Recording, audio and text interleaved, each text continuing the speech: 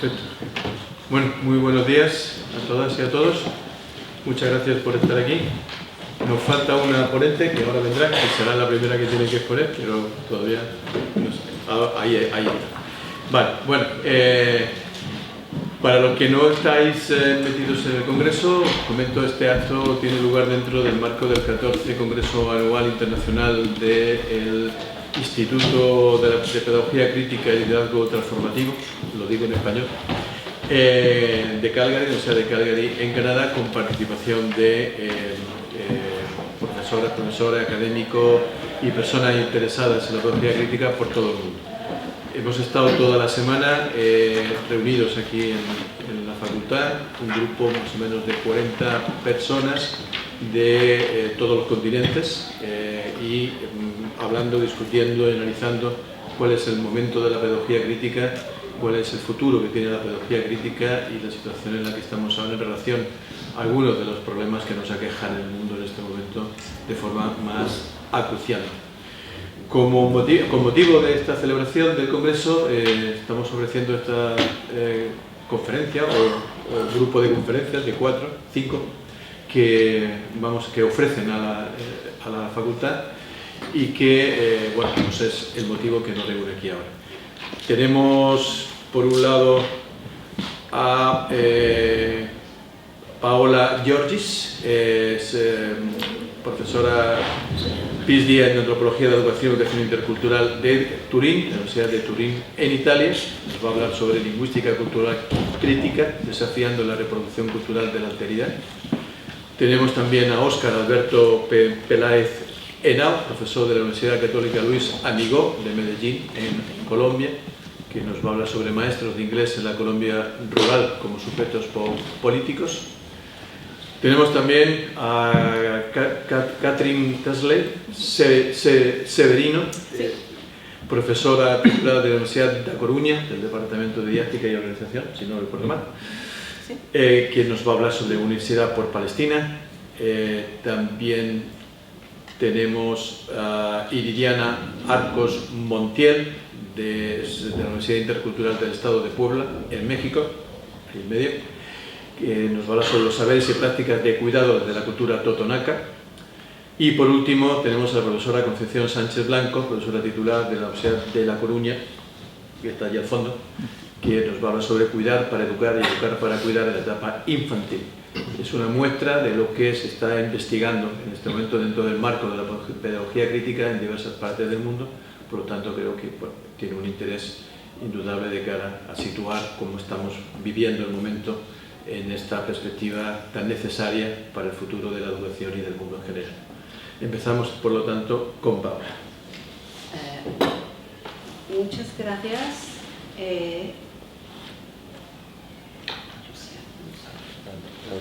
Doble clic.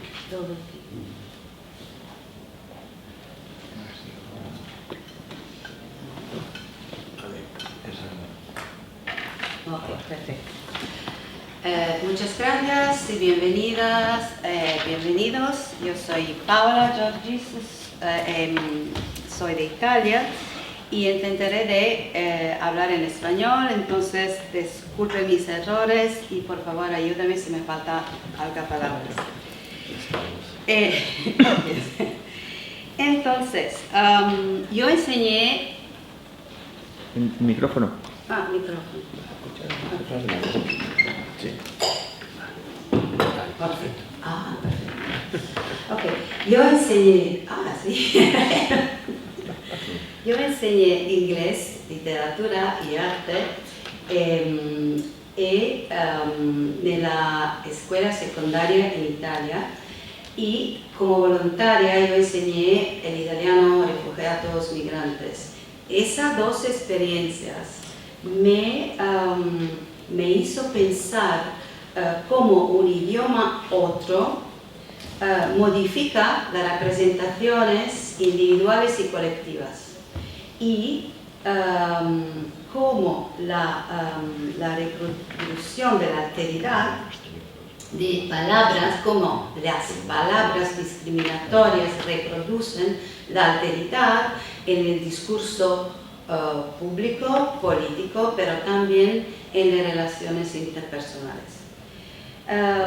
Entonces, después de mi PhD, yo creé ese proyecto internacional y transcultural, y en el editorial board de ese diccionario somos 7 mujeres de 6 diferentes países del mundo. Y vamos a ver, muy ¿qué es el diccionario? Es un diccionario para problematizar y subvertir el lenguaje de las palabras discriminatorias en diferentes contextos, en diferentes países. ¿Por qué? Porque hay muchísimo lenguaje divisivo, discriminatorio, que hace estigma. ¿Por qué un diccionario? Porque los diccionarios generalmente cristalizan las palabras. Ese diccionario es un diccionario en contexto, en devenir, en un proceso. ¿Por qué online? Porque no hay un punto final. Y tú lo puedes ver en tu móvil, donde tú quieres. Entonces, si tú no tienes la posibilidad de haber libros, tú puedes ver eso. La característica es colectivo, es trabajo participativo para la transformación, como decía antes, crítico, porque hay el análisis y el debate. Y una cosa muy importante es creativo. El creativo, vamos a ver después, hace el cambio de perspectiva. Es un work in progress, es un proceso, no es un producto. En diferentes contextos, diferentes voces, idiomas, públicos y diferentes, yo no sé si la palabra es correcta, hay estudiantes, académicos, activistas, artistas que escriben en este diccionario, yo no sé si contribuyentes, correcto. Objetivos: problematizar, desafiar y revertir discriminatorios discursos. Co-construir bottom-up conocimientos alternativos, practicar idiomas en contextos y promover la conciencia crítica de los idiomas. Entonces, cada palabra es analizada en ese steps. Está un resumen en una lengua o idioma distinta del inglés. Ahora nosotros tenemos 11 o 12 diferentes lenguas, incluido el hindi, el mandarín, bulgarian, ucranian, greek, turkish. Turco. Como italiano. Es especificidad cultural. La etimología. Es muy importante ir a la raíz de la palabra, porque muchas veces cuando tú vas a la raíz de la palabra y tú ves cómo la aplicación contemporánea, hay muchísima diferencia. Especificidad cultural de la etimología a los significados específicos de cada cultura. La misma palabra en una diferente cultura hay una diferente significación. Problematización en estrategia de comunicación. ¿Dónde es esta palabra? ¿Quién la habla? ¿Por qué? ¿Y cuándo? Eso es muy importante. Y después, hasta esto, step, solamente pasos, es el análisis crítica, pero las cosas la más importante es la subversión creativa. ¿Cómo podemos resignificar, reapropiar de una palabra que es muy discriminatoria, violenta, a través de la creatividad? Y después hay un debate. El debate es una serie de preguntas, como una puerta que se abre por los estudiantes, por todos los grupos que quieren debatir sobre esta palabra. Yo voy a mostrar un ejemplo de subversión visual. Entonces, en Italia hay street artist cibo. Cibo en italiano significa comida. Comida no es solamente comer. Hemos hablado en los días pasados, la comida es participación, es compartir, es cuidado, es ser junto, es alegría, amigos, familia, etc. Entonces, ¿qué hace cibo? Cibo se pasa por la calle y cuando ve una escrita fascista, nazista, así, no hace cancellare, no hace no tacha, pero va a pintar sobre esta cibo italiano, spaghetti, pizza, eso vemos, Casa Pound, Scudo e Spada d'Italia. Casa Pound es un movimiento de la extrema derecha en Italia. Y Scudo e Spada d'Italia comprende la protección, el escudo y la espada de Italia. Ok, cibo pasa, ve esto, y pinta la caprese. Caprese es mozzarella, tomate, basilico. Después, puede ser que una otra persona de Casa Pound pasa y hace una svástica sobre la mozzarella. Y después, cibo pasa y pone el acetera. Entonces, también es creativo, es irónico también, pero es muy importante la posibilidad de subvertir una cosa muy divisiva, agresiva, racista, etcétera, etcétera. Muy brevemente yo voy a hablar de objetos que yo voy en clases. Entonces, participantes puede ser una clase de universidad, una clase de escuela secundaria, pero también un grupo dentro de una comunidad. No necesita de ser una escuela. Las etapas son la presentación del diccionario y después el brainstorming. El brainstorming es muy importante en un grupo porque, por ejemplo, si los estudiantes van a decir, oh, para mí esa palabra es muy discriminatoria, agresiva, violenta. El otro dice, no. Discutiendo sobre eso, hay mucha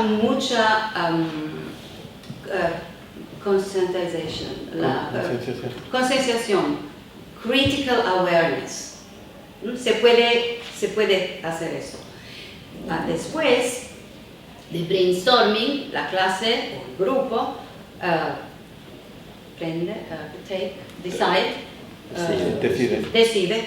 decide una palabra y después el grupo es dividido en subgrupos. Es investigación, análisis, redacción y después hay la subversión creativa. Utilizando o produciendo mismo, es muy importante, obras de arte literaria, video, canciones, blog. Después hay debate final de la restitución. Muy brevemente, eso es un ejemplo de un trabajo con una clase primera de clase secundaria. Y yo trabajé con 3 profesoras de italiano, de arte y de inglés. Entonces, la clase debate y después dice, ok, las palabras que nos queremos analizar es snitch, espía, soplón, informador. ¿Por qué? Porque esos estudiantes son mucho en la cultura rap y trap. Y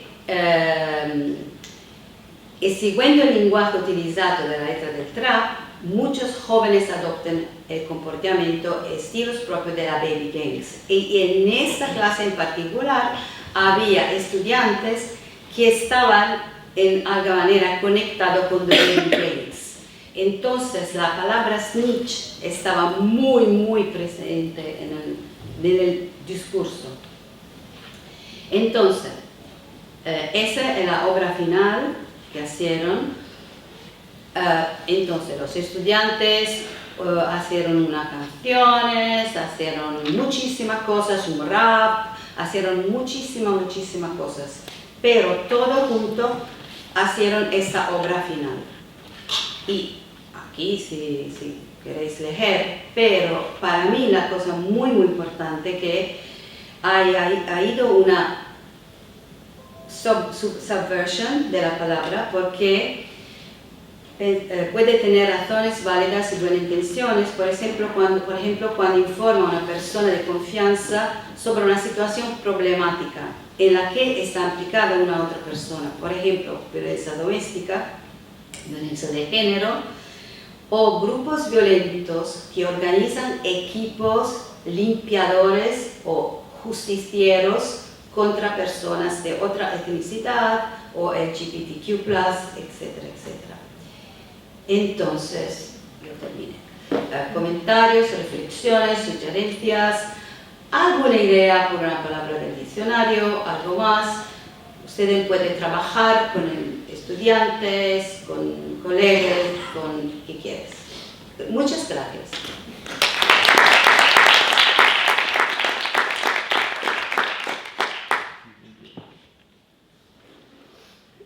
¿Tú te vas ya? Vale, luego vienes. Sí. Okay. Vale, ahora sale un momento, luego vuelve y ya el debate entonces lo hacemos cuando los 5 acaben con su presentación. ¿De acuerdo? No sé quién sigue, quién quiere seguir. Vale, pues... Lo siento, pero que tengo que ir. Nada. Gracias. Bien, este micrófono.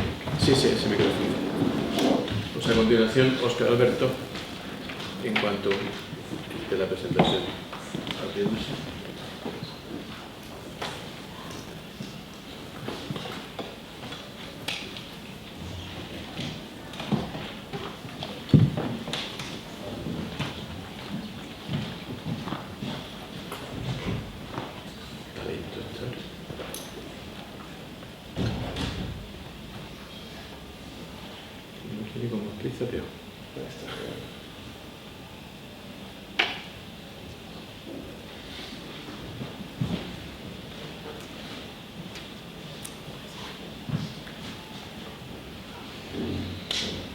Muy bien.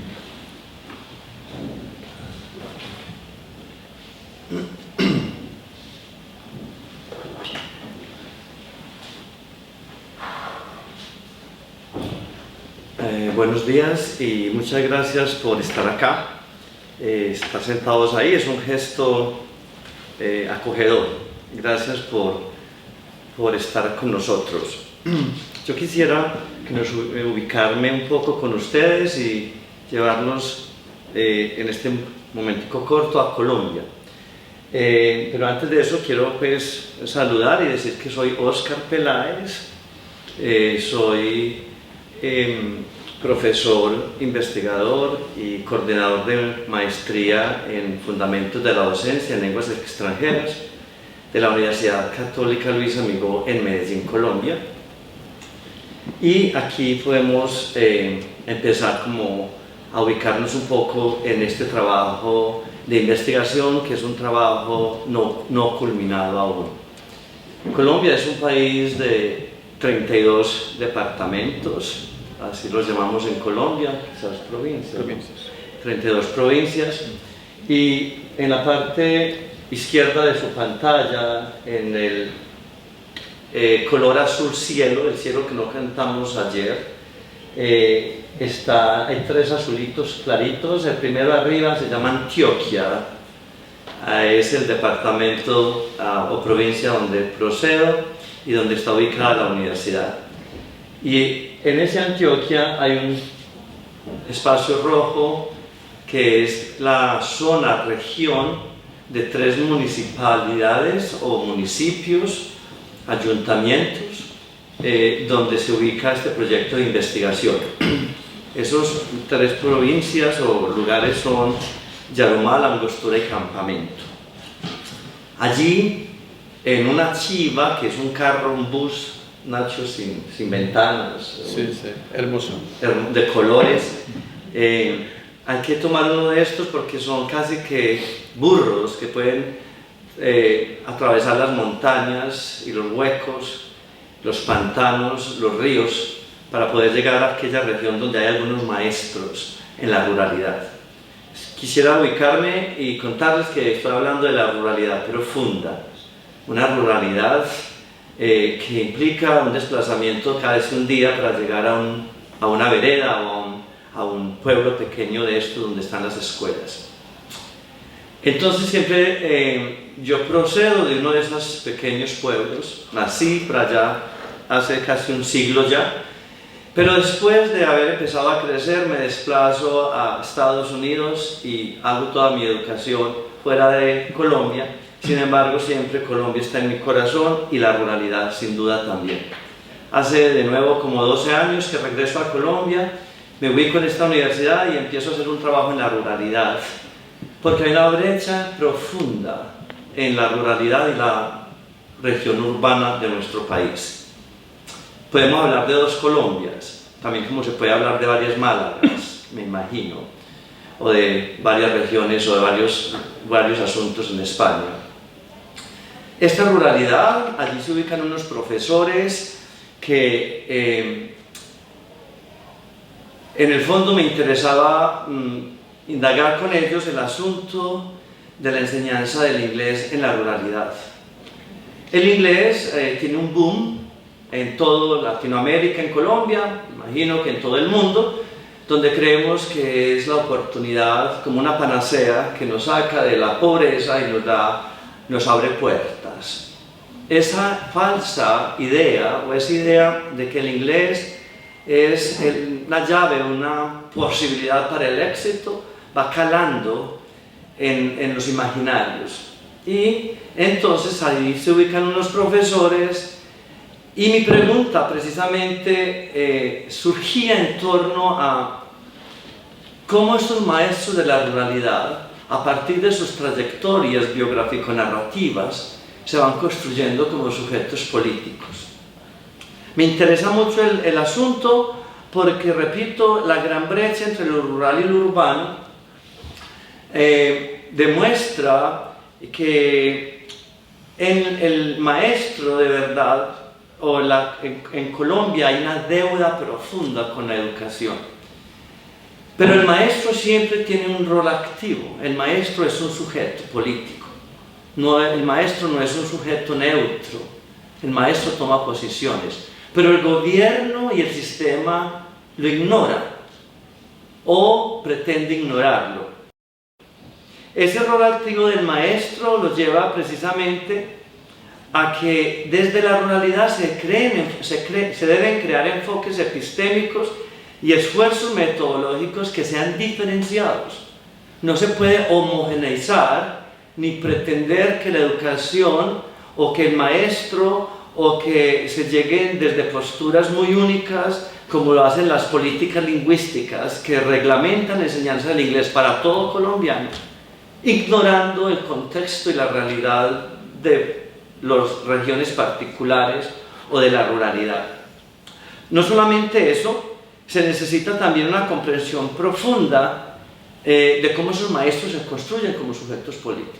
No se interesa mucho por este asunto, por eso la investigación indaga por ello.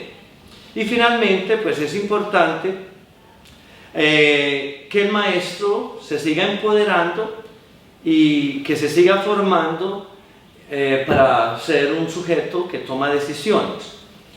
Por eso la investigación pretendía o se pretenden tres asuntos fundamentales. El primero es identificar esas trayectorias biográficas de esos maestros, porque aunque están en la ruralidad, en esa ruralidad profunda que les mostraba ahorita, son maestros que no necesariamente iniciaron sus trayectorias en la ruralidad.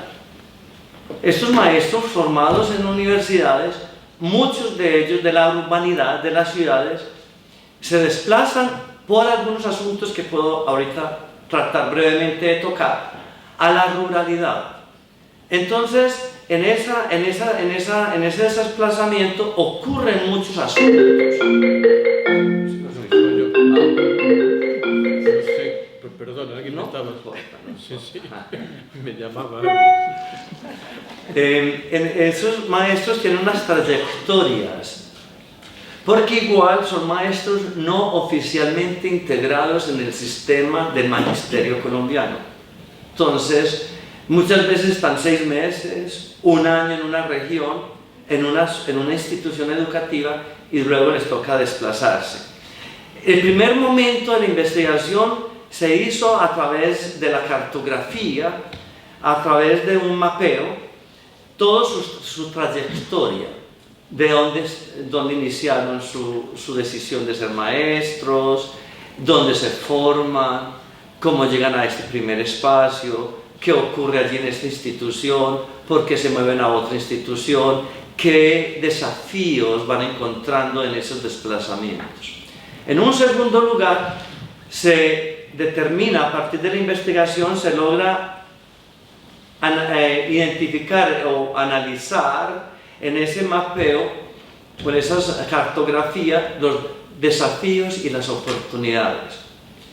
Y finalmente se analiza esa construcción del sujeto político, el maestro como sujeto político.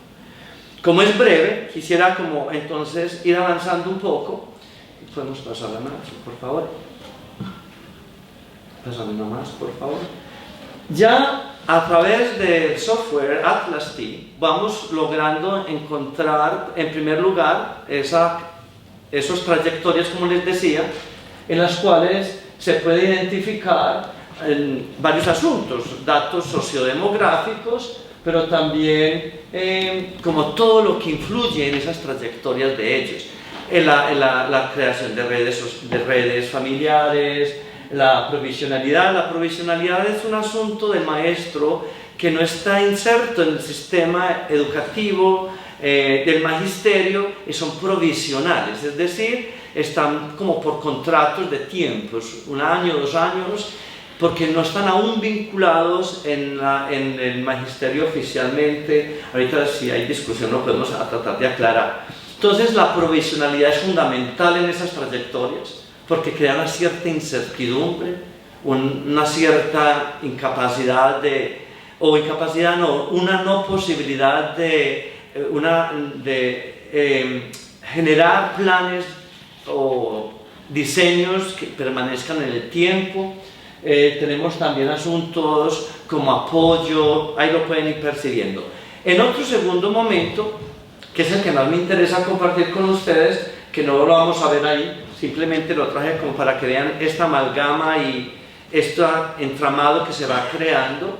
Encontramos los desafíos de los maestros en ese mapeo. Esos desafíos están diseñados en 3 asuntos fundamentales. Uno que es general, que es el espacio rural per se. El otro es el desafío del aula de clase. Y el otro es el desafío de la enseñanza del inglés como tal, porque son maestros asignados para enseñar inglés. Pero ahí vamos también a poder compartir un poco al respecto. Esos desafíos del espacio rural, el primero que se encuentra, es común a cualquier maestro, o sea, no es al maestro de inglés, es del espacio como tal, de la geografía, de la ubicación geográfica. Uno de ellos es la cooptación de la praxis de maestro. El maestro no tiene la posibilidad, no ejerce en libertad externa propia, por el asunto que también aparece mucho en la investigación, que es el asunto de los grupos armados y de la violencia. Entonces el maestro está en clase, pero no sabe en su aula el chiquillo, el estudiante, quién es su familia, es zona donde no se puede hablar con libertad, no sabe qué represalia, qué puede ocurrir si reprende al estudiante, si el estudiante pierde su asignatura. Entonces no hay una posibilidad de una libertad o una praxis profunda y libre. El otro es el desplazamiento por la violencia. El maestro constantemente, después de estar 6 meses, 1 año o menos, es posible que reciba una nota que tiene que irse, entonces le toca desplazarse con la comunidad, con un grupo de personas por la violencia o por su ejercicio de maestro. Las dificultades geográficas. Describí ahorita muy brevemente que son áreas rurales de un acceso complejo por la cuestión de carreteras y de vías. Muchas veces se llega hasta cierta parte, hay que conseguir una moto con un motor avanzado y fuerte para seguir sorteando los caminos cortos y delgados y pantanosos. Y otras veces le toca llegar hasta la institución donde se quedan viviendo dentro de la misma institución, ellos viven dentro de la misma escuela por mucho tiempo y solamente pueden salir a la parte central o urbana una vez al mes o 2 veces al año, dependiendo de la distancia. Entonces, esas dificultades geográficas, es un país tropical, entonces llueve, hay derrumbes, a veces hay situaciones que impiden pues como ese acercamiento o ese desplazamiento fácil. El otro es el asunto de que hay que estudiar para dejar la ruralidad. Eso es un desafío del maestro en la ruralidad, porque todos tienen la idea de que hay que salir de allí. O sea, la ruralidad no es atractiva, nadie se quiere quedar. No voy a detenerme en estos específicos asuntos porque pues, hay que avanzar. Otro es la normalización del conflicto. Es no muy normal, pero muy común que ante una masacre o violencia, pues, simplemente se cierre la escuela un día y se asuste un poco la gente, pero como es como parte del diario vivir. El otro es la pérdida de la privacidad. En una de estas escuelas me demoré unas 9 horas, tomé el carro hasta cierto pueblo, luego lo dejé ahí, me tocó rentar un carro de doble tracción y de un motor grande, un jeep, llegar hasta allí, luego caminar 1 hora y media, llego allí y me encuentro 2 maestras que enseñan a 73 estudiantes. Una encargada de la primaria, desde preschool hasta el grado quinto, y la otra profesora del grado sexto hasta el grado 11. En primaria se llama Escuela Nueva Rural, en secundaria se llama postprimaria, o sea, eso es como lo que ella hace. Cuando me empiezo a hablar con ella, la una es licenciada en matemáticas, la otra es licenciada en castellano. Pero la de bachillerato da todas las asignaturas como la de primaria. En un mismo salón, son 2 salones, están todos los niños, 3 o 4 son de preschool, 2 son de primero, 3 son de tercero, ellas tienen así organizaditos, y aquí en el otro salón está la profesora de bachillerato, o sea, de secundaria. Lo mismo, entonces un ratico enseña sociales y luego también la profesora de inglés. No está formada para enseñar inglés, es licenciada en castellano, pero le toca dar inglés. Y esos chiquillos se gradúan y les toca las pruebas del Estado para tratar de entrar a la universidad, a las pocas universidades públicas que hay en Colombia. La mayoría son privadas, hay que pagar muchos recursos para estudiar, pero entonces podremos ya empezar a concluir asuntos, es decir, pensemos entonces estos chiquillos, estudiantes, que reciben esta formación de inglés comparados con los que están en Medellín, una ciudad muy bonita y sofisticada, donde estuvo Nacho, no sé si fuiste la ruralidad un poco, sí, medio sí, te fuiste por allá, exacto, donde cuidar, sí. Y entonces presentan la misma prueba de estado para entrar a la universidad, los pocos cupos que hay para seguir su educación profesional. Bueno, avanzo un poquito más porque hay otros desafíos que son en el aula de clase. Ya aquí hay lo que ya mencionaba un poquito ahorita, una brecha educativa profunda, hay una carencia de recursos físicos, también didácticos, asuntos de deserción escolar, está la desmotivación académica y nos encontramos también, por ejemplo, con la naturalización del trabajo infantil, es otro asunto. Los estudiantes no le ponen atención, no están dedicados, no tienen esa motivación a su secundaria, porque ellos saben que terminan y se van a recoger café, a las minas o inclusive al cultivo de los cultivos ilícitos de cocaína, que se rasca, es normal, esos cultivos inmensos de cocaína. Sabemos que Colombia es el productor número 1 de cocaína para el mundo entero. Entonces el estudiante quiere hacer dinero, o sea, ellos no se visionan como que tienen la posibilidad de ir a la universidad. Entonces, ¿para qué terminar bachillerato? Están ahí, entonces el profesor le toca ese reto de motivarlos, que ese es uno de los roles que el profesor asume. Lo vamos a ver, ojalá tenga el momento para ahorita. Y el último desafío es el desafío de la enseñanza del inglés como tal. Entonces ya sabemos uno, es que el profesor no está entrenado para enseñar inglés. Ahora, ¿es culpa del profesor, como pretende el gobierno, invirgarles esa responsabilidad? Por supuesto que no. Otro de esos desafíos es el bajo nivel. No hay un nivel de inglés. Algunos tienen unas ciertas competencias, pero a veces ni el profesor mismo las tiene, repito.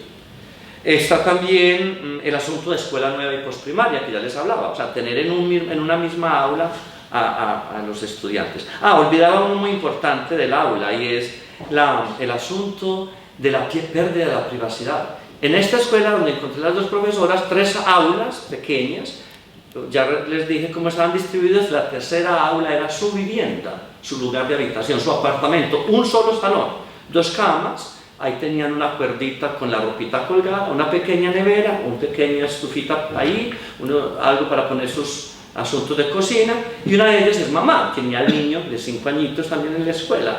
Entonces yo me imaginaba lo que puede ocurrir, y no eran amigas, se encontraron allí por el destino.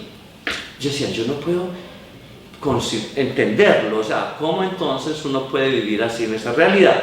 Pero así hay muchos maestros. Otro desafío de la enseñanza del inglés es, ¿para qué el inglés? ¿Para qué el inglés en esa ruralidad? ¿Para qué? Claro, pero hay toda esa visión globalizante, homogeneizante, de que el inglés es aquel que nos abre puertas y que les da la posibilidad para el éxito. Bueno, y las oportunidades muy pocas. Es decir, muchas de las reflexiones son sobre la reflexión sobre el ser del maestro. Esas son como una de las oportunidades que se lograron identificar, que se no logra ver una apertura de esos maestros a la ruralidad. Muchos de ellos decían, yo no conocía la realidad rural de Colombia. Y entonces tienen esa apertura a ese espacio, una renovación de su ser maestro, una reinvención, perdón. Es decir, ¿qué es ser maestro? Yo pensaba encontrar maestros de inglés. Son maestros, no son de inglés, no son de matemáticas, no son de sociales, son maestros en general. No están fragmentados su vida profesional. Bueno, yo creo que por respeto a mis colegas, y porque son 20 minutos, me faltan 2 segundos para decirles muchas gracias, y ojalá ahorita podamos conversar un poquito al respecto.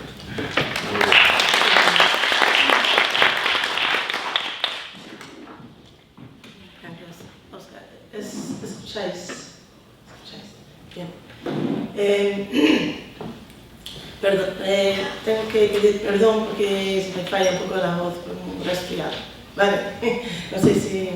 Bueno, mi charla básicamente no es tanto una charla académica, es más bien explicar la respuesta de nuestra universidad a la violencia que está ocurriendo en Palestina, y como parte de todo un movimiento de universidades, ¿no? En el Estado español. ¿Cuál es tu pregunta? Ya pondré los documentos. Es en la carpeta de Málaga, que se llama Málaga, una carpeta. Sí, ¿y qué es Málaga 2L? Sí, pero no vamos a poner nada. Ok. De momento no. Vale. Y lo titulo Universidades por Palestina, cronología de movilizaciones. Tengo que reconocer que a mí trabajar tan a fondo la cuestión, ¿no?, del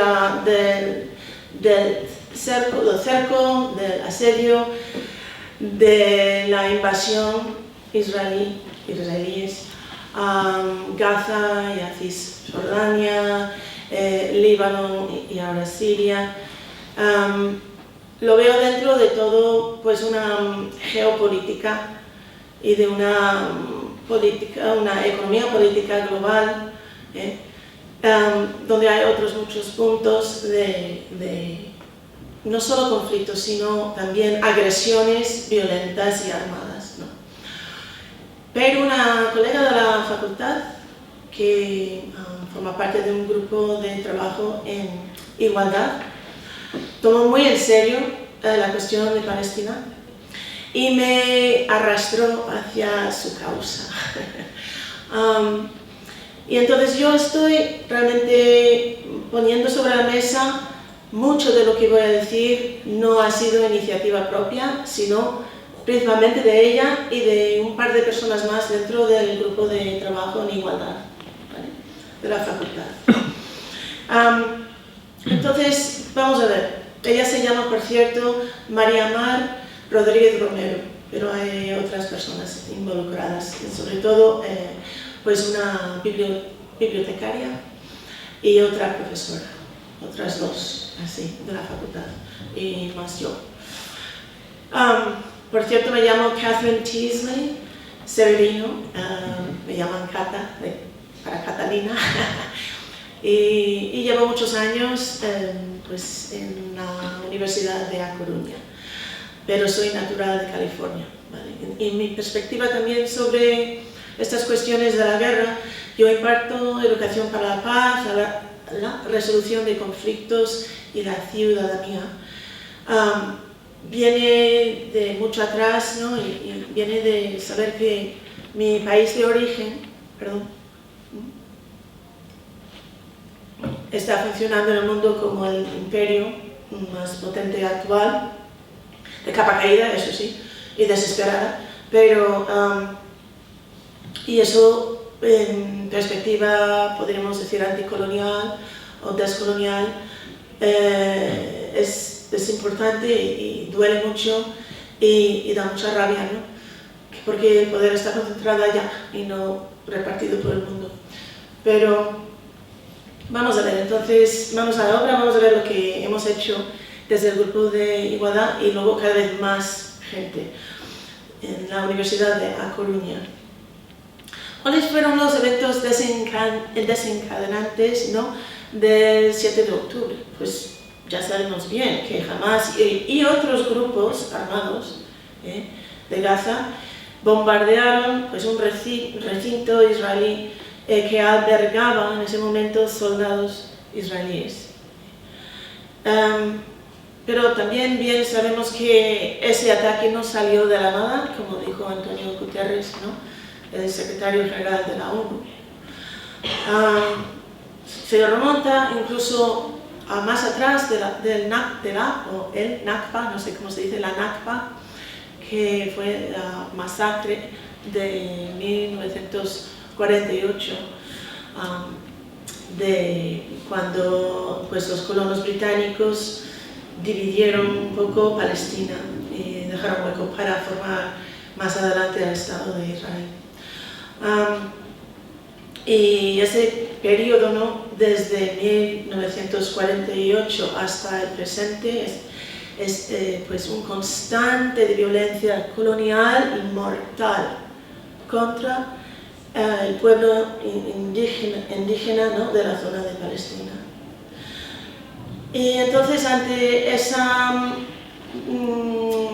pues la imagen de los culpables, ¿no?, que reflejan los medios de comunicación de masas, ante esa manipulación de esa realidad y la presentación del ataque de Hamás como si saliera de la nada, decidimos protestar, ¿okay?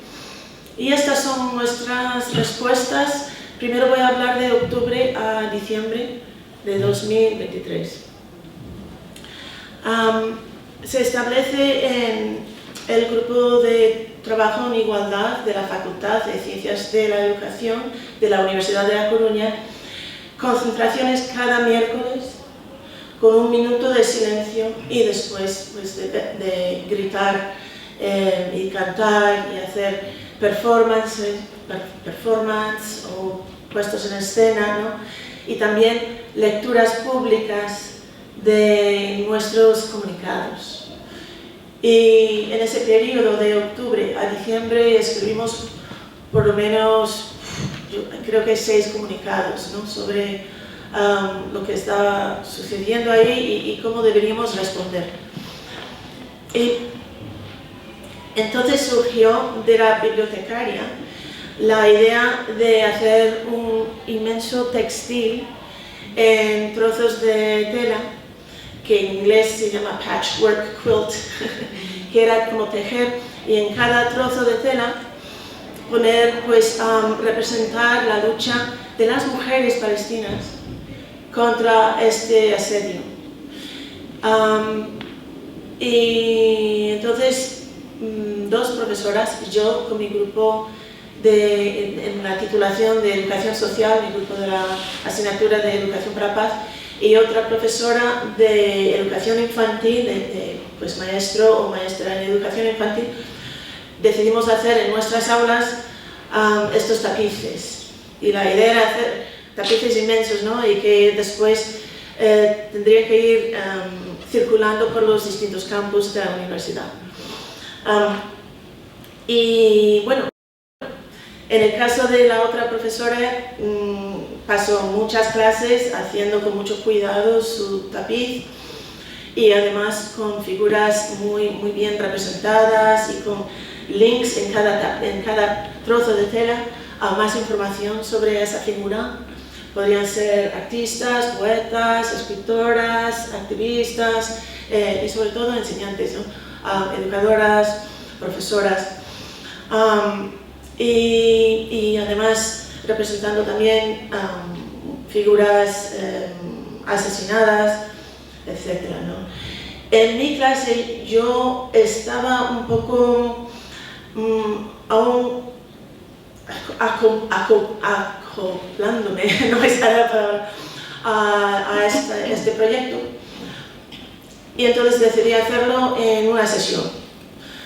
Expliqué a mi clase lo que teníamos que hacer, ¿no? Y para la semana llevé los trozos de tela en blanco y los colores, etc. Y ya tenían idea cada estudiante lo que quería hacer en su trozo. Y también llevé mi máquina de coser a la aula y nos pusimos a hacerlo. Y básicamente hicimos el tapiz en una sesión. Eso sí, no acabamos de coserlo en el aula y acabé en casa y puse un borde. Y me gustaría poner una foto de... Es aquí, ¿no?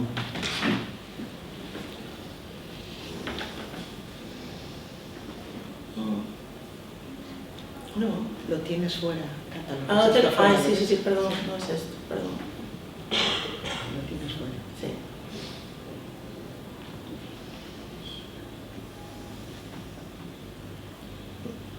¿Qué tengo que hacer? Dile que sí. ¿Aceptar? Aceptar, eso. Oh, no es compatible. No lo hagas como foto. No, estos son a lo mejor copias. Están aquí abajo, estos son raros, así, vale. Ahí está.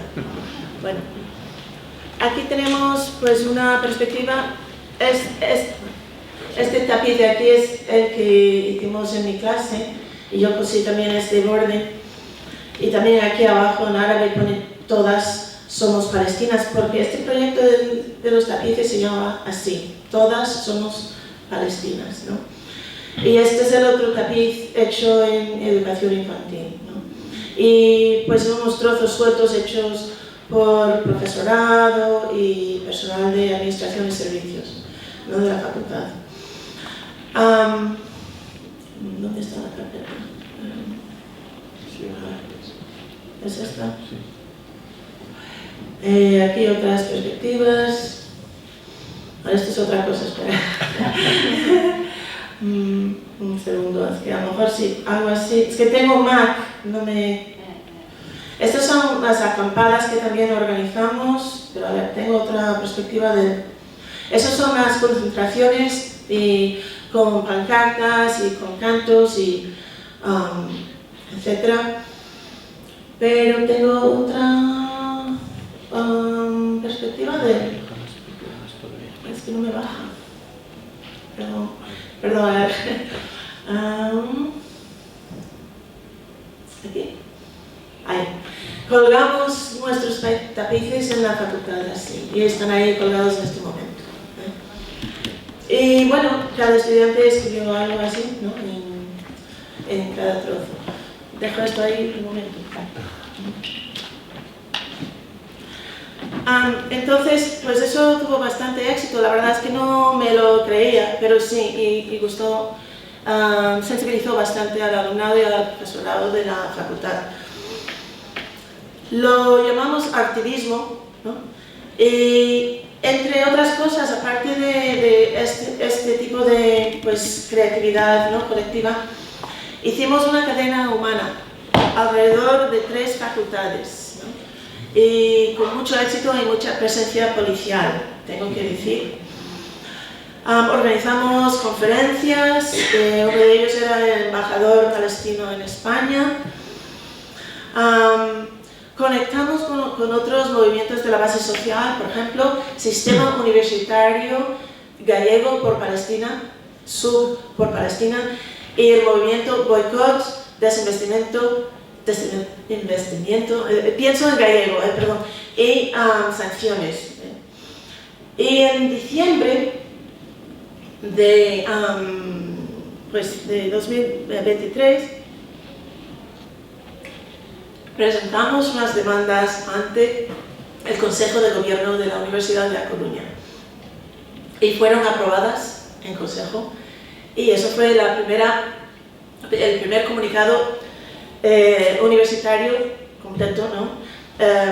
Donde pues, nuestras demandas fueron respondidas, bueno, donde se hizo eco de nuestras demandas que vamos a ver ahora, ¿vale? Luego en el 2024 la lucha sigue, por desgracia, ¿no? Porque ya estamos a un año, más de un año, ¿no? de masacre y de genocidio.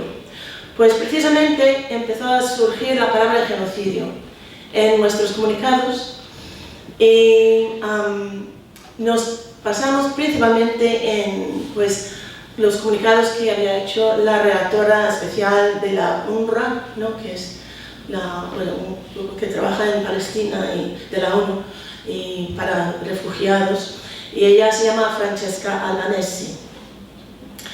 Y puedo explicar su definición de en qué consiste un genocidio, ¿no? Porque sabemos también que la Corte o el Tribunal Internacional de Justicia de la ONU y también el Tribunal Criminal Internacional Criminal, no sé cómo se llama, Tribunal Penal Internacional, perdón, los dos de la ONU no han llegado a decir que ahí hay una situación de genocidio, ¿vale? Pero Albanese sí, y otros tantos, ya. Y ella, por ejemplo, dice que se define como, y basándose en el derecho internacional, un conjunto específico de actos cometidos con la intención de destruir total o parcialmente un grupo nacional, étnico, racial o religioso. Y nunca es un acto aislado, es todo un proceso gradual, y comienza con la deshumanización, que es, según Albanese, un sello distintivo, ¿no? de la limpieza étnica, la desposesión, el apartheid y, en definitiva, del genocidio, ¿no? Y termina con la aniquilación total o parcial del pueblo objeto de esa violencia.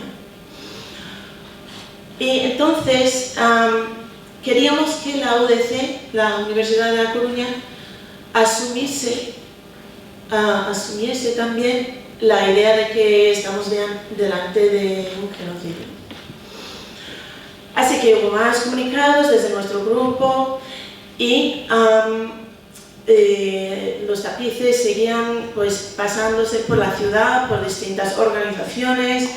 Se organizó un recital de poesía con Rafik Ziada, poeta palestina, que fue muy potente, y vimos los tapices y unas pancartas ahí en su recital, y eso fue en el rectorado. Y decidimos iniciar una plataforma que se llama UDC por Palestina, para incluir muchísimo más profesorado de toda la universidad. ¿Cuánto me queda? 2 minutos. Bien. Y mientras tanto, una alumna mía de Educación para la Paz montó la primera tienda, de hecho, en Galicia, antes de Santiago de Compostela, y estableció la primera acampada, que luego pues, cogió su propio ritmo, se inspiró en otras acampadas, no solo gallegas, sino del Estado español e internacionales, con reuniones online, etc. Y se estableció tejimos estas redes. También con la red universitaria por Palestina. Y finalmente la UDC, nuestra universidad, emitió otro comunicado con los acuerdos sobre las acciones, las medidas concretas que va a tomar como universidad. No tengo tiempo para decir todos, pero básicamente es cortar las relaciones con las universidades y la investigación israelí en general. Si ya está en marcha, por ejemplo, un proyecto de investigación, vale, se puede dejar, pero no entrar en nuevos proyectos, de acoger y recibir pues, alumnado y profesorado de Palestina y facilitar su llegada e inclusión a la UDC, difundir la idea del genocidio y más medidas, ¿vale? Y también esta red universitaria por Palestina, que es todo el Estado español, ahora está demandando ante la CRUE, que es la Conferencia de Rectores de las Universidades Españolas, unas aclaraciones sobre los riesgos legales de colaborar con universidades israelíes tras el dictamen, ¿no?, de la Corte Internacional o Tribunal Internacional de Justicia. Y si puedo poner algunas de las demandas de la red universitaria en un minuto. Vale, en la que participamos ahora. O sea, creció muchísimo el movimiento en la UDC, fue muy productivo, y sobre todo gracias al arte, a la creatividad, más que nada. Tenía que haber estado aquí todo el tiempo. Sí.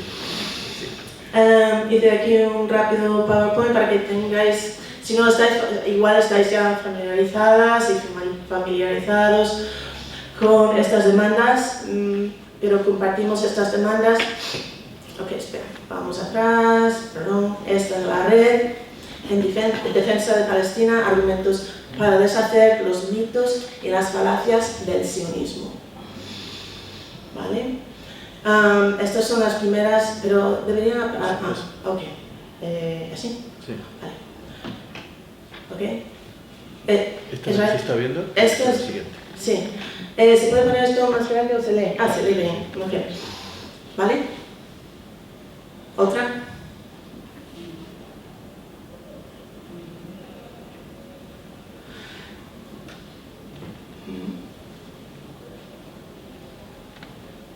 No es un conflicto. Evitamos esas palabras de guerra y conflicto que reproducen los medios de comunicación. Es colonialismo y ocupación y asedio y masacre.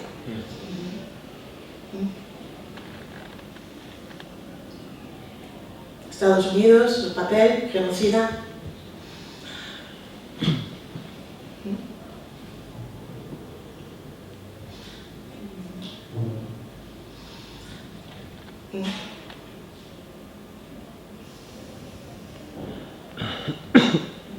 Y más atrás aún.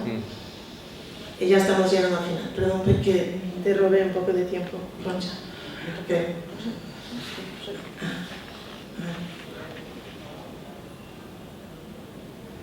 La perspectiva descolonial también figura en el nuevo comunicado, en los acuerdos de nuestro rectorado, bueno, equipo rectoral en la UDC. Entonces, esto es la última demanda, bueno, aclaración sobre estos mitos, y esta es la última demanda. ¿Vale?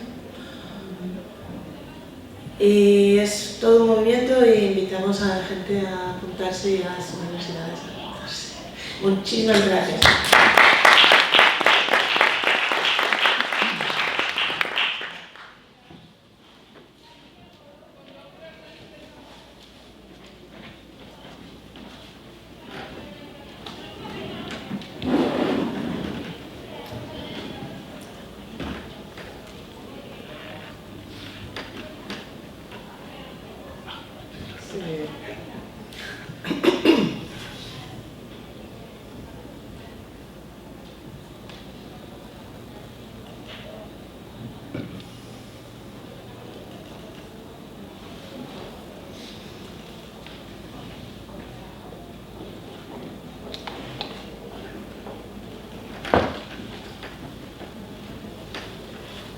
Bueno, buenos días.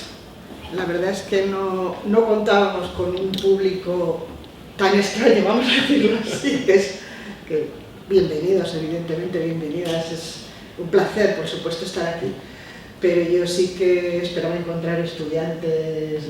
Hay algunos, ¿eh? Sí, hay algunos. Ya he preguntado por ahí, hay algunos de primaria, ¿hay algún estudiante infantil? No hay ningún estudiante infantil. Bueno. Entonces, la verdad es que cuando hago una intervención de este tipo y cuando trato de hablar de, pues eso, de trabajos de investigación, recorridos investigadores, y trato de hacer un PowerPoint, siempre digo, bueno, esto es muy lineal, porque a mí me gustaría ir y volver a poner la diapositiva, porque una cosa es cuando tú planificas, haces el PowerPoint, cuando estás aquí hablando, de repente, aquí la diapositiva número tal estaría mucho mejor, y además siempre estás pensando sobre la marcha, es decir, estás aquí, haces esto, pero cuando venía ya estaba yo pensando en otras cosas y te suceden cosas que te hacen repensar ya lo hecho, ¿no? Entonces es muy difícil eso, escoger, es como en un momento puntual, pum, haces algo, pero que es que eso, un minuto yo he oído a Cata, he oído a Óscar, he oído a Paula y ya dices, bueno, esto podría ir más allá, ¿no? Eso es un asunto que, claro, tiene que ver también con lo que significa la pedagogía crítica.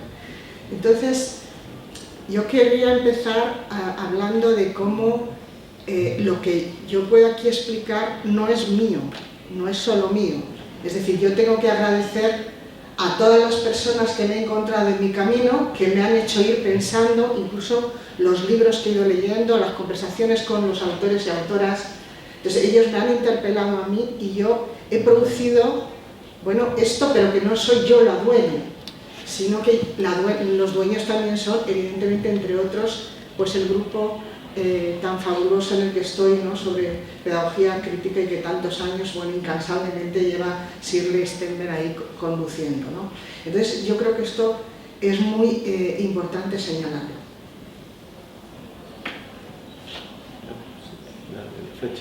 Sí. Entonces también hay como hechos importantes en tu vida, ¿no?, que yo creo que hay que rescatar en cuanto a esto que estoy hablando de la interpelación. Para mí hubo un antes y un después. De hecho, en las imágenes que voy a proyectar, algunas, veréis que pone Erasmus, pertenecen a dos proyectos de investigación en los que estuve involucrada, cada una de 2 años. Uno, tuve la gran suerte, ¿no?, de que Cata se animara a colaborar y ahí aprendimos muchas cosas juntas. Pero esto también es de la pedagogía crítica, que yo es algo que a mí me caló muchísimo, porque a veces en mi facultad te decían ciertas personas con pensamiento crítico, ¡ah!, ¿cómo te vas a meter en eso? Eso es muy burocrático, eso es hacer el juego a la Unión Europea, ¿no?, este tipo de discursos críticos, entre comillas. Pero yo siempre recordé esas palabras, yo me acuerdo, los primeros congresos, unas palabras de Shirley, ¿no?, decía, no, es que el sistema hay que reventarlo, vamos a decirlo así, desde dentro. Entonces te tienes que meter dentro para ir introduciendo elementos que tienen que ver con la pedagogía crítica en los discursos, porque en estos proyectos eran conducidos desde la Universidad de Plymouth, muy bien conducidos. Yo desde aquí no tengo más que palabras de agradecimiento para Verity Kamen-Bar y para Janet Johnson, que fueron las conductoras de la Universidad de Plymouth, pero había, la educación infantil está muy mediatizada y muy influida por el discurso psicológico. Y entonces el discurso psicológico, salvo si te pones a hablar de Brunner, actor de significados, ahí hay un mayor compromiso, ¿no? Fundamentalmente es el neocognitivismo lo que está presente y lo que está dando ahí fuerte, ¿no? En ese pensamiento, y eso se vuelca en los discursos que hay en relación a la educación infantil. Entonces, a través de estos proyectos logramos meter, ¿no?, todo el tema de pensamiento crítico, lo que es la pedagogía crítica, ¿no?, dentro de estos dos proyectos. Fijaos que el segundo va sobre competencias, y que ahí ya en el segundo cata ya no se quiso meter. Yo creo que cuando vio la palabra competencias salió por pies, ¿no? Y bueno, dices, bueno, ¿y yo qué hago con esto, no? ¿Cómo meto, no? ¿Cómo le doy la vuelta a la tortilla? No, desde dentro, siempre desde dentro. Y luego otro asunto también muy valioso para mí es, a mí me gusta muchísimo aprovechar también desde dentro. Las estancias Erasmus también te dicen, ¿pero dónde vas? Y ahí no se puede hacer nada y tal. Entonces un poco extiendes, porque uno de los compromisos de la pedagogía crítica es extender, ¿no?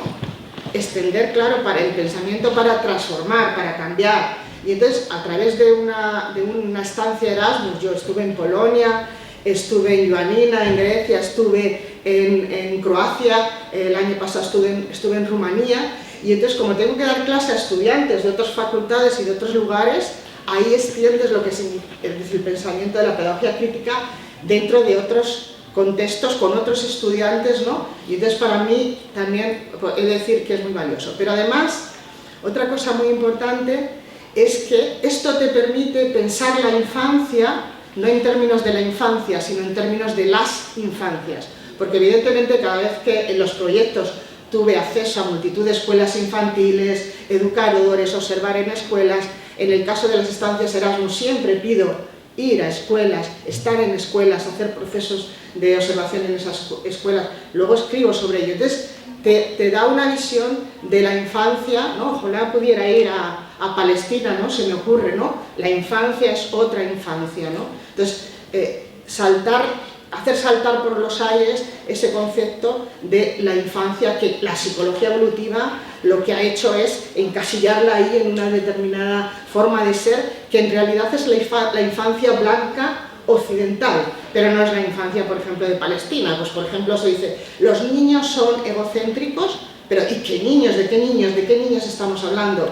Los de Palestina no son egocéntricos, ¿no? En Latinoamérica, ese contexto del que tú estabas hablando, no son egocéntricos. El egocentrismo, desde muy pequeños, cuidan de sus hermanos, ¿no?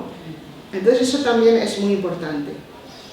Y luego, ya aterrizando con el tema de los cuidados, hay un asunto que se nos olvida, es la memoria histórica. Estamos en un proceso de desmemoria. O sea, yo veo a mis estudiantes y es que, por ejemplo, si yo digo 24 de febrero del 2022, y dices, ¿qué pues sucedió en el 24 de febrero del 2022?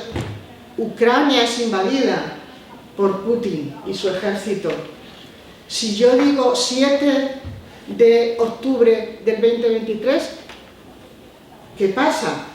Israel inicia, ¿no?, toda la masacre, ¿no?, contra el pueblo palestino. Es decir, unos hechos van sepultando otros y así vamos y así rodamos. Y la sensación que tienes es que todo es como si fuera un gran escenario, ¿no?, en el que estamos metidos, pero como que actuamos, ¿no? Somos más actores. Yo no sé si los medios de comunicación tienen que ver con todo esto, ¿no? Yo creo que sí, las tecnologías de la información y la comunicación, tanto youtuber, tantas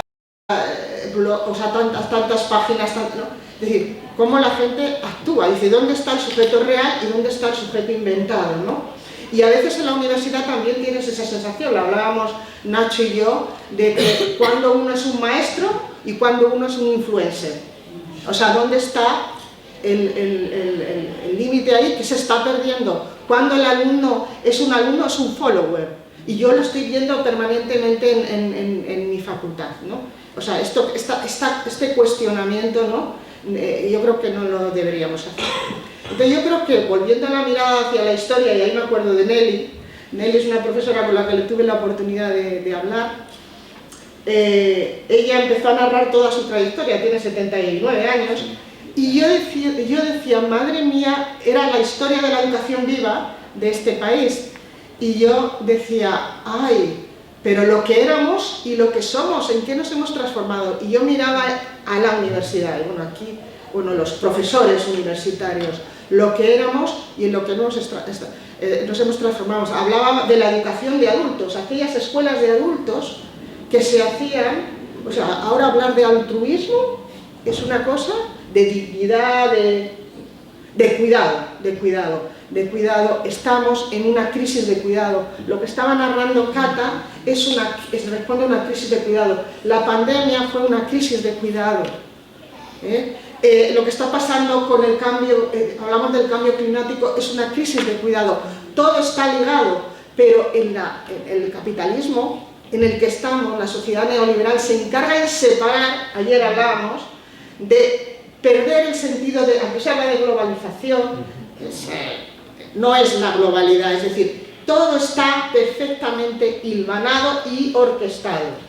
Es decir, hay algunos aquí que son los directores de orquesta, unos pocos, y todo está hilvanado. Y entonces hay que a veces salir para ver todo, ¿no? El tema de los cuidados a mí sí que me ha permitido ver todos los problemas, la guerra, el cambio climático, qué pasa con las infancias desde un punto de vista global, es decir, cómo todo está enlazado. Entonces, y por ejemplo, hablamos de sociedad democrática, pero es que la democracia, hay un autor que a mí me pareció muy interesante cuando lo descubrí, que se llama Tronto, que habla precisamente de que una sociedad democrática es imposible si la gente no asume la parcela que le corresponde de cuidado, ¿no? Y yo aquí, yo me encontraba esta mañana esto. Claro, dice, vamos a provocar, como dice Shirley, ¿no? Yo me encontraba esto en la calle, ¿no? Un chupete, ¿no? Un pacificador, es muy interesante el término, Paula, en inglés, traducido al castellano, se llama pacificador. Y entonces yo decía, vamos a ver, esto me lo encontré en la calle, ¿de quién será? Y ahí empieza la preocupación del cuidado, ¿de quién será? Tiene una persona detrás. Los niños y las niñas son los sujetos de los más ignorados, los ancianos también, pero los niños y niñas, los bebés, ni os cuento, ¿no? Entonces, ¿de quién será? Hay una historia, hay multitud de historias detrás. Y yo lo metí en el bolsillo, lo traje, pero luego pensé, ay, no lo he hecho bien.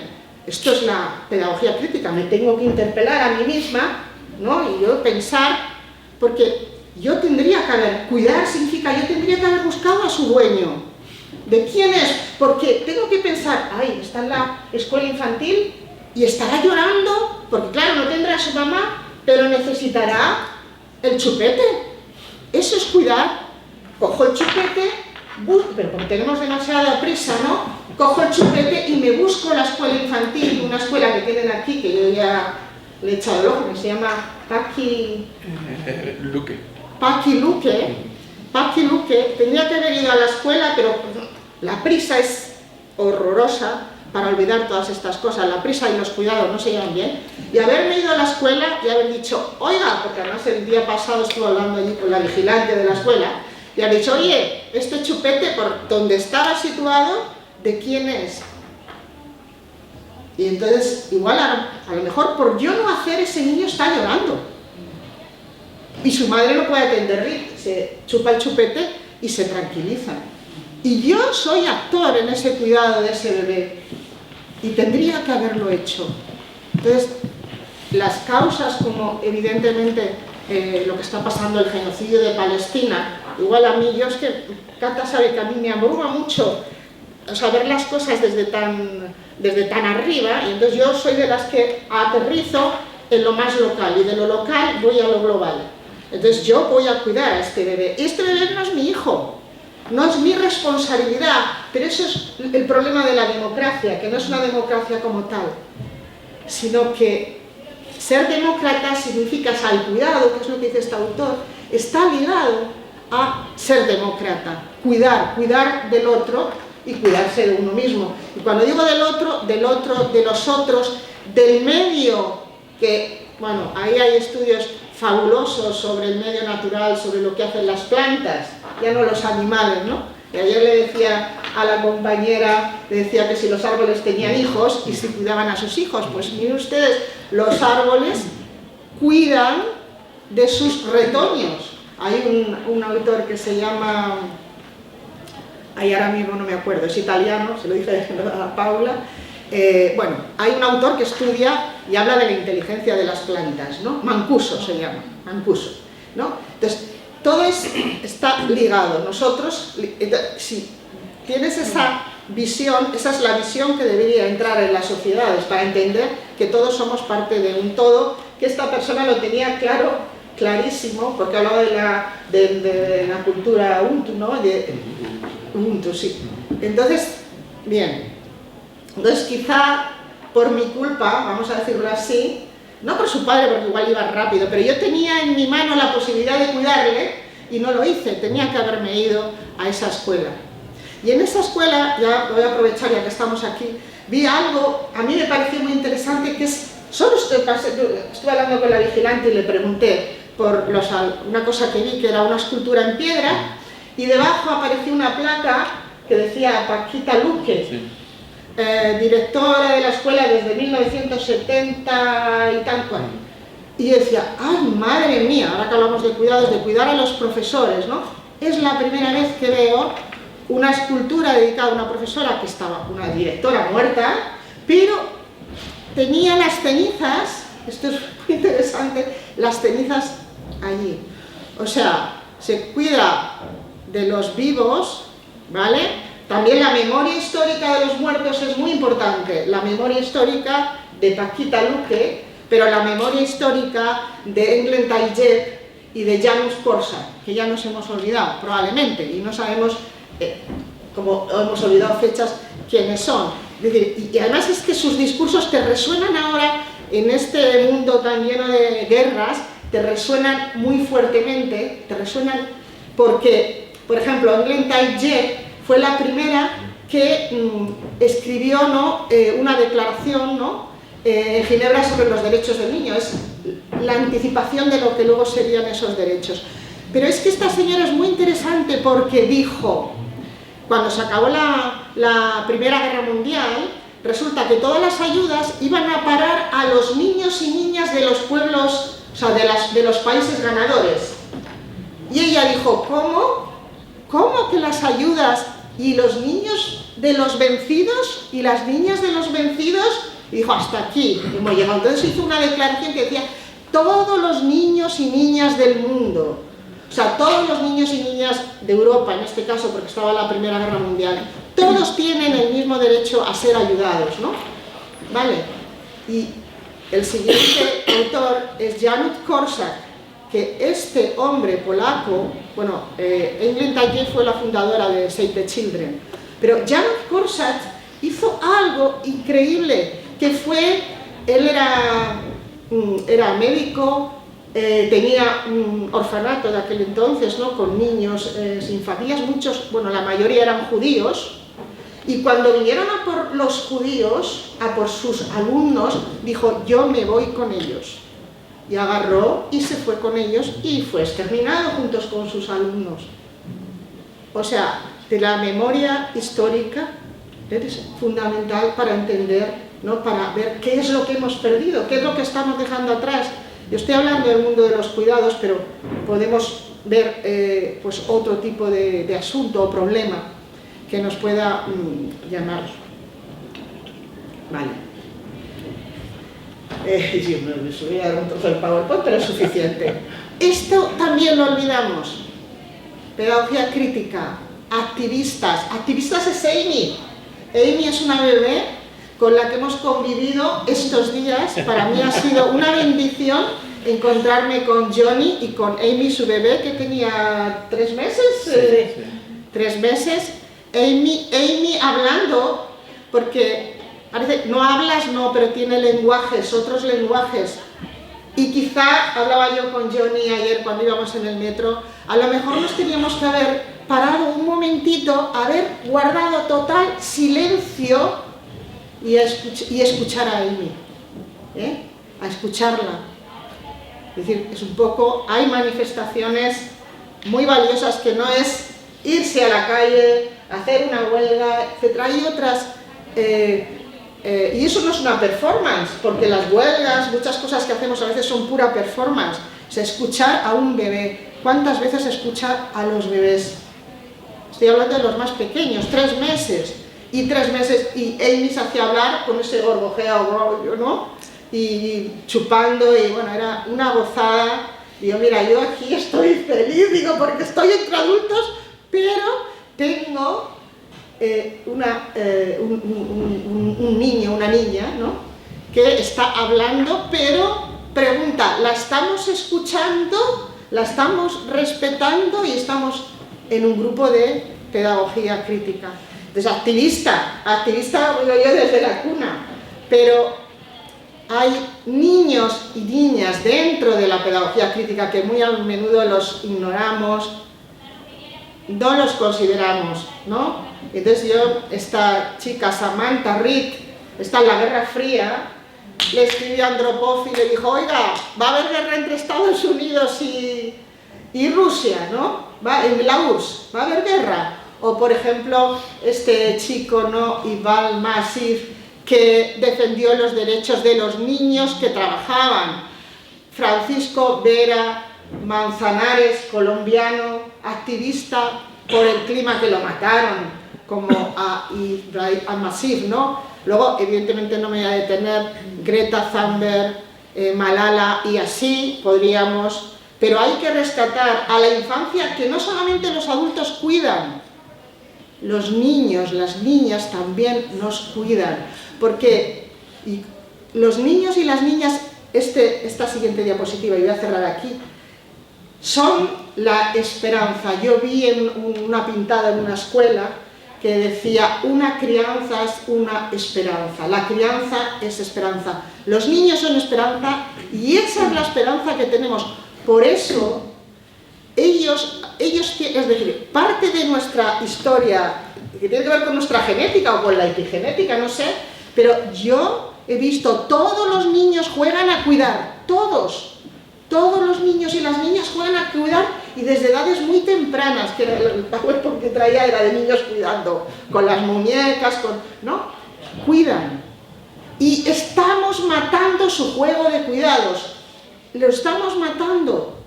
No les dejamos jugar, y no les dejamos jugar a cuidar. Y uno, si juega a cuidar, es más probable que cuide, que sea un cuidador en el futuro, ¿no? Y los cuidados tienen que ver con el cuerpo. ¿Y qué estamos haciendo con los cuerpos? Esta mañana veía a unos estudiantes desayunando un Monster High de estos y una napolitana, y yo diciendo, bueno, ya no es lo que hago con el otro, es lo que estoy haciendo con uno mismo, ¿no? Cómo me cuido, ¿no? Entonces, son la esperanza. Si trabajamos, yo es que tengo la bendición, es una bendición de trabajar con niños y niñas de cortas edades, y a veces estoy fatal, no, digo, ya no me quiero levantar, pero me voy, tengo una escuela de mano, una escuela 03, digo, me voy a la escuela infantil de Caracola, que están allí, viven en el patio, esos niños desde la pandemia viven en el patio, tienen el aula en el patio, en el jardín, y ya, yo no sé quién necesita a quién, ¿no? Los niños necesitan a los adultos, pero los adultos necesitamos a los niños y a las niñas, y están desapareciendo de las calles, pero no os creáis que están desapareciendo del mundo, porque niños hay, vamos que hay, muchos, pero no blancos occidentales, que son los que son una especie en extinción, ¿no? Entonces igual tendríamos que mirar a esos otros niños. Hay una autora que a mí me gusta mucho, y con esto cierro, que se llama Donna Haraway, ¿lo he dicho bien? Sí, Haraway. Esto es muy interesante, que yo leyendo le decía, vamos a ver, si yo no tengo hijos, igual en el futuro hay que compartir, ¿no? Y encargarse de cuidar. Entonces enlazo con esto de la democracia y los cuidados, y me tengo que ocupar a lo mejor también, tengo que ser el padrino, lo que antes eran los padrinos, ¿no? las madrinas, ¿no? Del vecino del quinto, del otro bloque, de uno que está en la calle, ¿no? Pero bueno, ahora los hemos sustituido por animales en el mundo blanco occidental, por perros, por gatos, porque yo no digo que no haya que, pero que sí que merece nuestra reflexión. Y bueno, ya sí que me voy a callar. Vale, muchas gracias. Venga, muchas gracias. Después de la angustia que nos has creado con el niño del chupete, por favor, cuando acabemos, que va a la guardería y le lleva el chupete, Porque es que lo tenía preparado, evidentemente. Iba a ir allí a verla con la vigilante y decirle, toma el chupete. Este chupete seguro que es de aquí.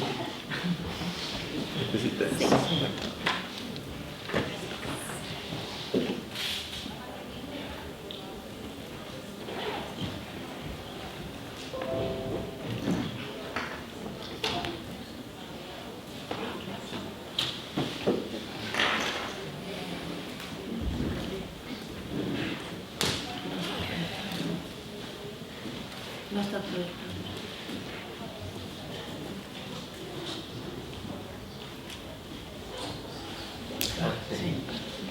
Hay un problema. Es el cable. Es el cable. Está todo. ¿Lo puedes apretar más? Así. Ahí está. Sí. Perfecto.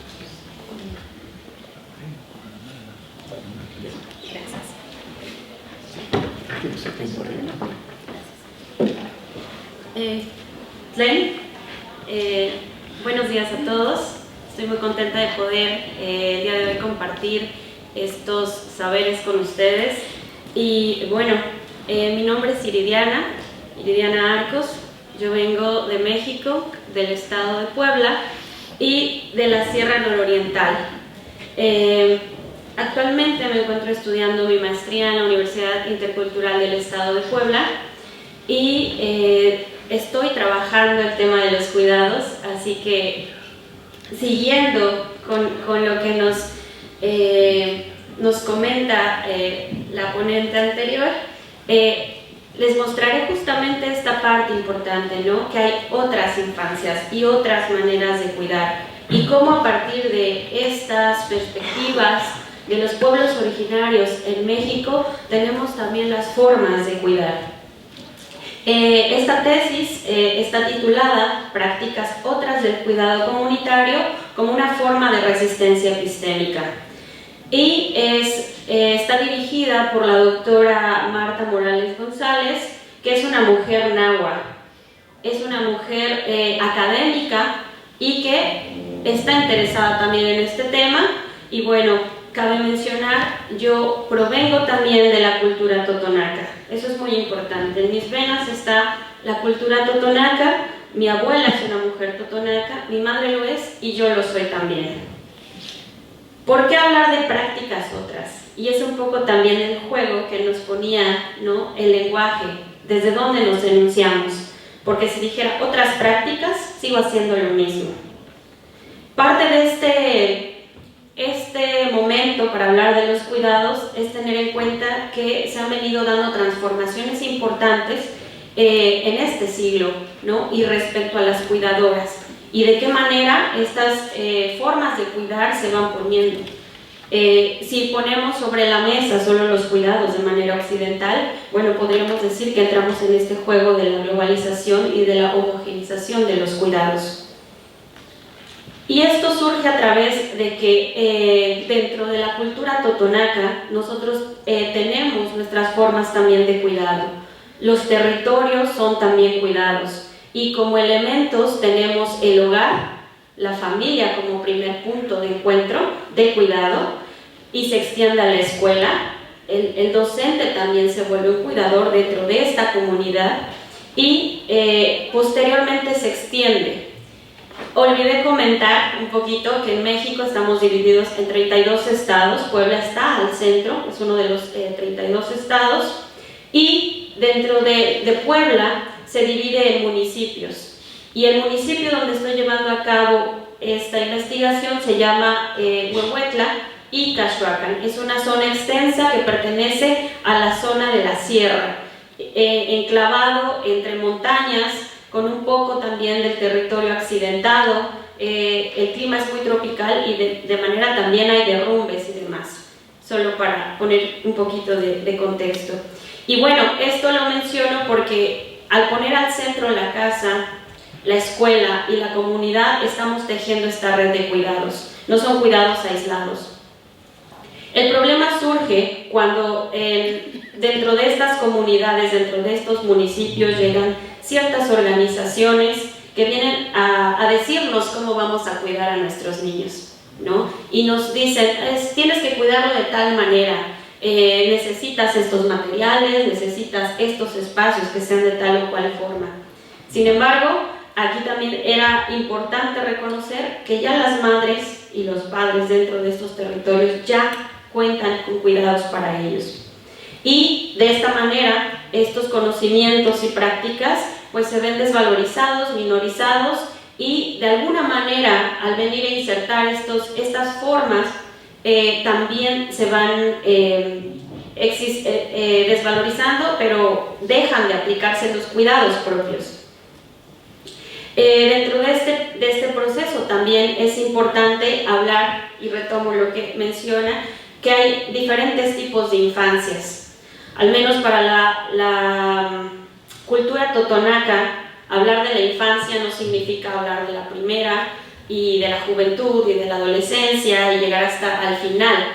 Para la cultura totonaca los niños son como flores que van a emerger justamente de la tierra y van a pasar por todo un proceso para convertirse en persona. Van a florecer en ese territorio y las madres van a acompañar ese camino. Hablamos nosotros mucho también de metáforas y existen justamente estos ritos de paso que dan el lugar de decir dejas de ser niño para ser adulto. Y esa es otra concepción y otra construcción de cómo entendemos nosotros a las infancias. El pueblo justamente procura no abandonar y dentro de la cotidianidad se encuentran estos cuidados. ¿Qué me lleva a hablar de los cuidados desde esta cosmovisión? Bueno, en su momento yo trabajé en una de estas organizaciones. Veía la manera en que me decían, oye, tienes que ir con las mamás a las escuelas y decirles cómo tienen que cuidarlos. Pero yo veía que esa parte era como, no había una conexión. Y las mamás decían, no, pero es que eso que me dices no entra dentro de lo que yo hago. Y entonces empecé a ver y observar que ya tenían su manera de cuidar y que era valorar lo que esas prácticas y sus saberes tenían. Y surgieron estas preguntas. ¿Qué relación existía entre los cuidados de la niñez y esta cosmovisión desde cómo entendemos el mundo? Y cómo eran esos cuidados. Si bien ya están inmersos, ¿cómo eran? ¿Qué tomaban en cuenta? ¿Qué incluían o qué excluían? Y a partir de ello se empieza a generar como este proceso de investigación, que es conocer la manera en que se llevan a cabo. Primero era identificar, saber dónde están, poderlos describir y poderlos registrar, porque para esto es cierto que las infancias no se toman en cuenta para mirarlas, para hacerlas estar en estos procesos de investigación y hablar de ellos, pero no solo yo como mi posición, sino que también se escucharan sus voces.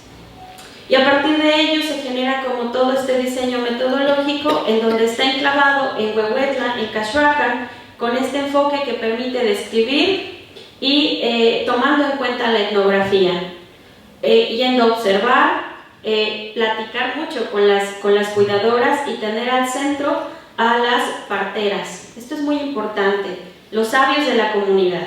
Y estos sabios no tienen un poder dado por alguien de fuera, sino la misma comunidad los reconoce. Es decir, si eres partera te va a reconocer la comadre que vive en la esquina, pero también te va a decir la otra señora de la tienda que tú vayas con tal partera. Ese es el verdadero reconocimiento y cómo van surgiendo también esas cuidadoras dentro de la comunidad, y de esta manera se teje un cuidado comunitario. No nos abandonamos, es decir, cada quien y de manera aislada. También se han trabajado estos grupos focales justo en el proceso para estar viendo cómo existe también una línea muy importante de la transmisión de estos cuidados a las siguientes generaciones.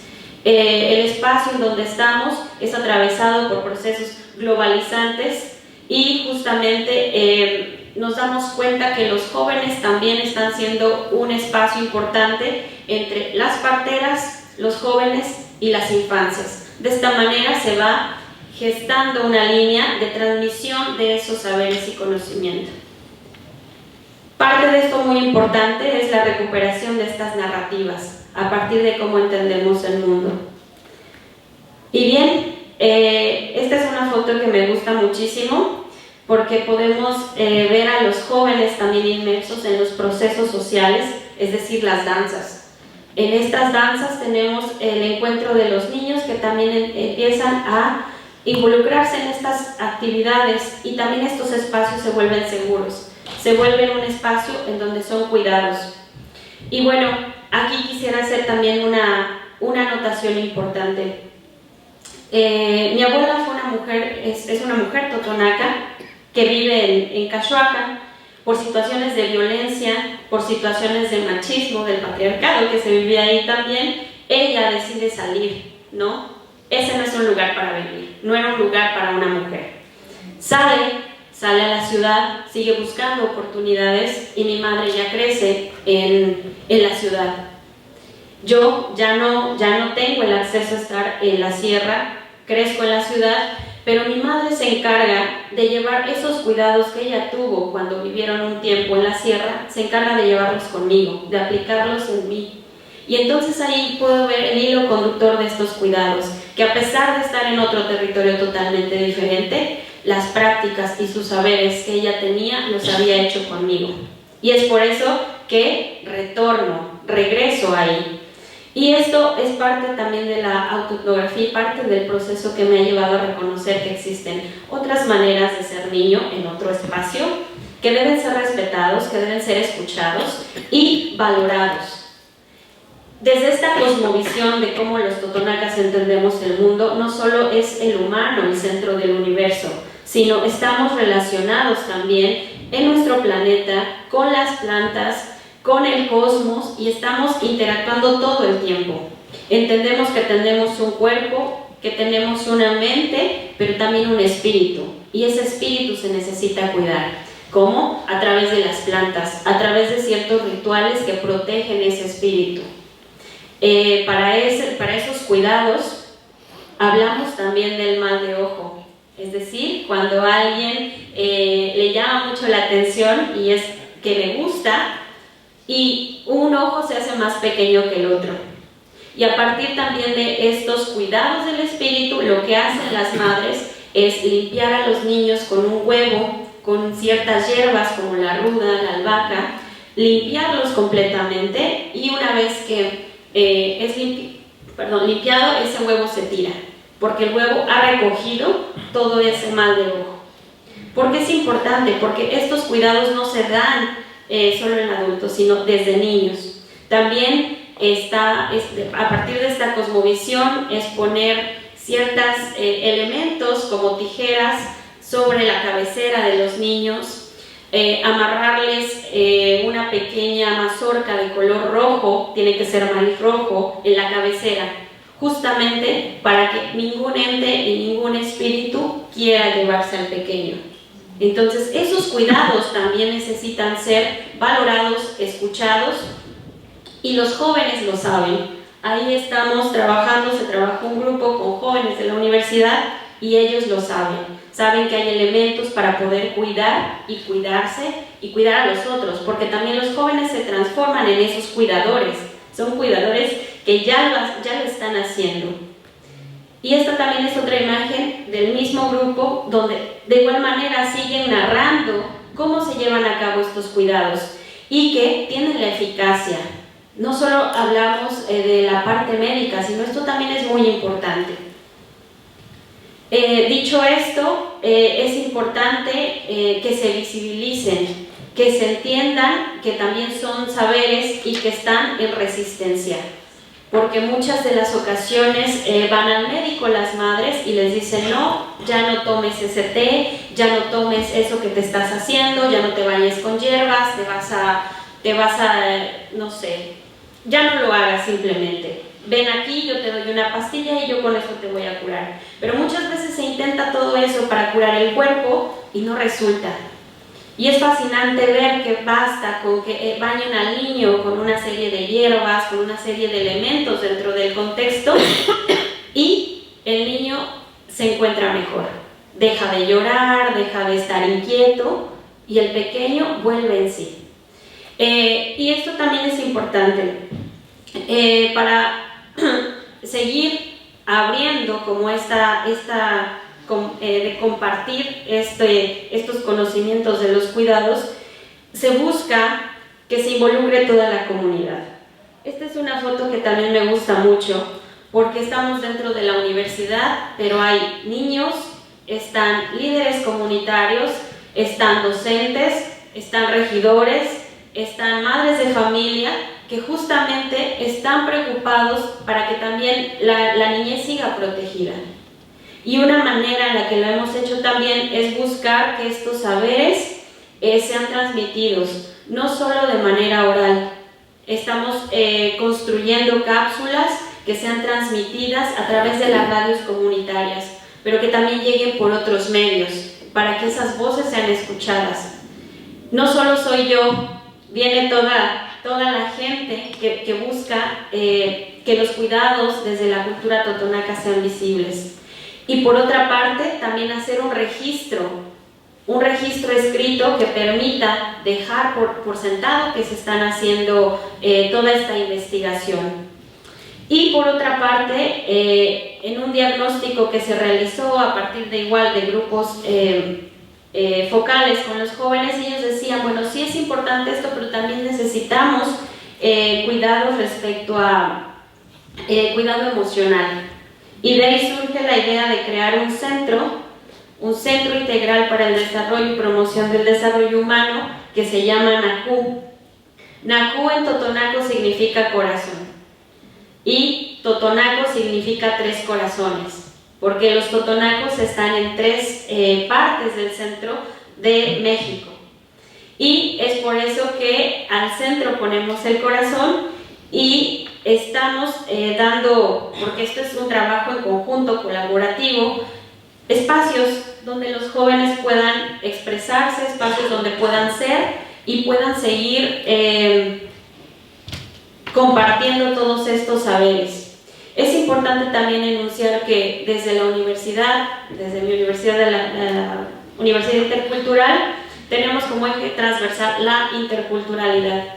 No podemos dejar de lado y por eso también se promueve la lengua, se promueve el compartir estos saberes y es importante que sigamos enunciando cómo desde nuestra cosmovisión entendemos los cuidados, entendemos a la niñez y bueno, también cabe mencionar que esta investigación y toda la creación de todo esto sigue en construcción.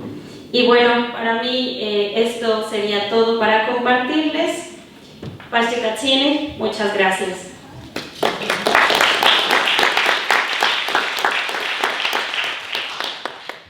Bueno, muchísimas gracias y sobre todo por el respeto riguroso de tiempo que habéis tenido los 5. Realmente muchísimas gracias y muchísimas gracias por el regalo de estas 5 presentaciones que yo creo que nos han iluminado un poquito a todos y a todas sobre algunos aspectos que nos preocupan y nos ocupan. Tenemos tiempo para que podamos establecer un diálogo, o sea que aquí hay un micro. Si alguien quiere intervenir, preguntar, comentar. Paola había dejado abierto unas preguntas ahí, ¿alguien quiere aportarle más palabras para el diccionario? Hay que darle aquí para... ¿Quién? Hay que darle, ¿no? ¿Quién quiere para llevarle el micro? Yo lo he podido, pero no para hablar yo, sino para acercarlo. ¿Alguien quiere participar?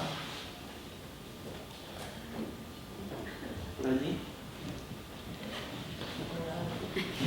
Muy bien. Venga, Pierre.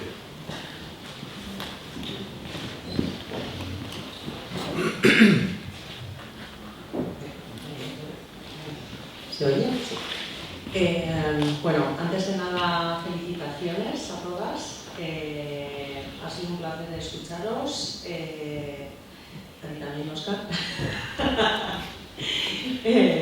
Bueno, respecto a Paula, me estaba resonando bastante el proyecto que has presentado. Me hacía recordar un proyecto en el que tuve la posibilidad de participar hace un año y pico, que también se hablaba del concepto, del formato del diccionario, ¿no? En aquel caso no estaba volcado en lo que es una plataforma digital, con lo que tiene de bueno como para que siga expandiéndose y creciendo. Era algo más, como a veces se suele decir, trapero, de la calle, ¿no? Con las herramientas que tenemos a mano, que pueden ser unos cartones, unas hojas, unas lanas, ¿no? Bueno, volviendo otra vez a lo que muchas veces nos da de sí lo creativo, el arte, el imaginar, ¿no? Irnos a otros formatos. Y en cierto modo era un poco como similar, ¿no? Se trataba de resignificar las palabras. El proyecto se llamaba Habitando la Palabra. Entonces la propia comunidad, el propio grupo que estaba trabajando pensaba sobre qué conceptos quería hacer el trabajo. Vamos a decir, por ejemplo, democracia. Podemos ir a la Real Academia de la Lengua Española o a donde nos parezca, a ver cómo se define, ¿no? Esa palabra, pero era ir más allá, ¿no? Para mí, ¿qué es democracia? Para ti, ¿qué es democracia? Y claro, evidentemente cambiaba mucho, ¿no? Dependiendo del contexto, dependiendo de las vivencias de cada persona. Y luego de ahí se volvía a hacer como una vuelta, ¿no? En este grupo que ha salido, sí, se hacía una exposición trapera, vamos a decir, como con ello, ¿no? Y bueno, era un poco compartir, ¿no? Que me ha resonado y que creo que son herramientas que pueden ser como muy potentes para fomentar la participación social, para elevar voces que muchas veces, bueno, pues están silenciadas, las que no están silenciadas también. Y bueno, pues para fomentar ¿no? ese bottom-up que tú decías. Muchas gracias a todas. Gracias. No, solamente muchas gracias a ti. Esa era, yo que decía antes, está la construcción bottom-up, como tú decías, y el momento del brainstorming, como decía antes, es muy importante porque lo que para mí significa una palabra no es lo mismo que significa entonces la discusión. Son momentos muy interesantes y después, ¿qué vamos a hacer de esto? Entonces, ese es el momento de la creatividad, ese es el momento donde bottom-up, los estudiantes, pero los grupos, no importa, van a hacer algo todo junto. Eso es muy importante porque, como decimos en el otro día, ¿qué vamos a hacer de práctico? No solamente de teórico, ¿qué vamos a hacer? Es una cosa de participación, de condivisión también. Entonces, como tú decías, una cosa muy importante esa, yo creo. Sí, gracias. Quisiera añadir una información. Aquí tengo un diccionario del post-desarrollo realizado por un conocido mío colombiano, Arturo Escobar, con otra gente. Es Pluriverso, un diccionario del post-desarrollo. Y está online, está en Icaria, editora, ahora de 2019. Y va por distintas